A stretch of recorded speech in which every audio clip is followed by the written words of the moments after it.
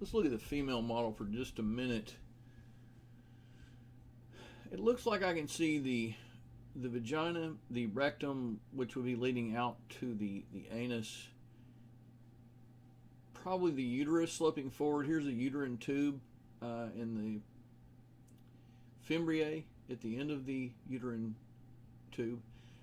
I'm asking you, one of the questions I'm asking you is, what is this little almond-shaped gland 25?